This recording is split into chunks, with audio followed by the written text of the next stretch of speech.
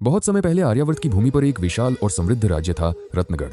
उस राज्य पर शासन करते थे प्रतापी और पराक्रमी राजा वीरेंद्र देव। राजा वीरेंद्र देव अपनी वीरता और न्यायप्रियता के लिए पूरे देश में प्रसिद्ध थे। उनकी तलवार की चमक से शत्रु कांप उठते थे और उनके न्याय से प्रजा सुखी रहती थी। परंतु राजा के जीवन में एक ऐसी कमी थी जो उन्हें भीतर से तोड़ रही थी। राजमहल में अपार धन, वैभव और ऐश्वर्य था, पर कोई उत्तराधिकारी नहीं था। राजा की 3 रानियां थीं। सबसे बड़ी महारानी देवयानी, दूसरी रानी चंद्रलेखा और तीसरी सबसे छोटी रानी सुरभि। तीनों रानियां सुंदर थीं, परंतु उनमें से केवल देवयानी ही सच्चे मन से राजा से प्रेम करती थी। समय बीतता गया, राजा की आयु बढ़ती गई, पर महल में आज तक किसी बालक की किलकारी नहीं गूंजी। एक दिन दरबार में एक वृद्ध ऋषि आए। उनका नाम था ऋषि वामदेव। उन्होंने राजा से कहा, राजन, ईश्वर की कृपा से तुम्हें शीघ्र ही पुत्र प्राप्त होगा। यह सुनते ही राजा और पूरा दरबार प्रसन्न हो उठा।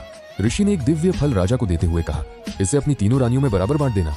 राजा ने वही किया, परंतु ईर्ष्या मनुष्य को अंधा बना देती है। रानी चंद्रलेखा और सुरभि के मन में भय पैदा हुआ। वे सोचने लगी, अगर देवयानी को पुत्र हो गया तो वही पटरानी बन जाएगी। इसी डर में उन्होंने एक भयानक षड्यंत्र रचा।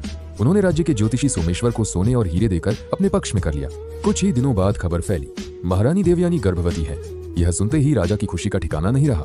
लेकिन उसी समय ज्योतिषी सोमेश्वर दरबार में आया और बोला, महाराज, मुझे दुख के साथ कहना पड़ रहा है, यह संतान आपके लिए विनाश का कारण बनेगी। दरबार में सन्नाटा छा गया। राजा ने क्रोधित होकर पूछा, क्या मतलब? ज्योतिषी बोला, यह बालक आपके रक्त का नहीं है, और यदि जन्म ले लिया तो यह आपके राज्य का नाश करेगा। राजा का क्रोध 7वें आसमान पर पहुंच गया। उन्होंने बिना कुछ सोचे आदेश दे दिया, देवयानी को तुरंत जंगल में ले जाकर मार दिया जाए। राजा का आदेश सुनकर पूरा महल स्तब्ध रह गया। गर्भवती महारानी को सैनिक जंगल में ले गए, परंतु जब सैनिकों ने उनके मासूम चेहरे को देखा तो उनका दिल कांप गया। उन्होंने आपस में कहा, हम इतनी पवित्र रानी का वध नहीं कर सकते। उसी समय पास से एक हिरण गुजरा। उन्होंने हिरण को मारकर उसके खून से रानी के वस्त्र रंग दिए और उसे राजा के सामने प्रमाण के रूप में पेश कर दिया। उधर महारानी देवयानी अकेली जंगल में भटकती रही। कुछ दिनों बाद उसी जंगल में उन्होंने एक पुत्र को जन्म दिया। वह बालक असाधारण तेज वाला था। उसका नाम रखा गया वीरार्जुन। समय बीतता गया। जंगल में एक साधु ने उस बालक को युद्ध, धनुष और तलवार चलाना सिखाया। वीरार्जुन बड़ा होकर एक अद्भुत योद्धा बन गया। एक दिन उसे अपनी मां से सच्चाई पता चली कि उसका पिता ही राजा वीरेंद्र देव है और उसी ने उन्हें मरवाने का आदेश दिया था। वीरार्जुन की आंखों में आग भर गई, पर उसकी मां ने कहा, बेटा, बदला नहीं, सत्य को सामने लाना ही सच्ची वीरता है।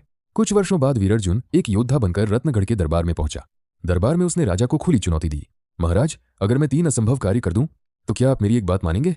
राजा हंस पड़ा, अगर तुम सफल हो गए तो मैं तुम्हारी कोई भी बात मानूंगा। 3 कार्य थे, अंधे पर्वत से दिव्य तलवार लाना, नागलोक से अमृत मणि लाना, राक्षस भैरव को हराना। सबको लगा ये बालक कभी वापस नहीं आएगा, लेकिन वीरार्जुन ने अपने साहस और बुद्धि से तीनों कार्य पूरे कर दिए। जब वह दरबार में लौटा तो पूरे राज्य में उसकी वीरता के चर्चे होने लगे। राजा स्वयं चकित रह गया। फिर वीरार्जुन बोला, अब समय आ गया है कि मैं अपनी सच्चाई बताऊं। उसने अपनी मां देवयानी को दरबार में बुलवाया। उन्हें देखते ही राजा के हाथ कांपने लगे। उन्हें लगा जैसे वर्षों पुराना पाप सामने खड़ा हो गया हो। सच्चाई सामने आते ही राजा की आंखों से आंसू बहने लगे। उन्होंने अपने ही हाथों से सिंहासन वीरार्जुन को सौंप दिया और कहा, आज से तुम ही रत्नगढ़ के सच्चे राजा हो।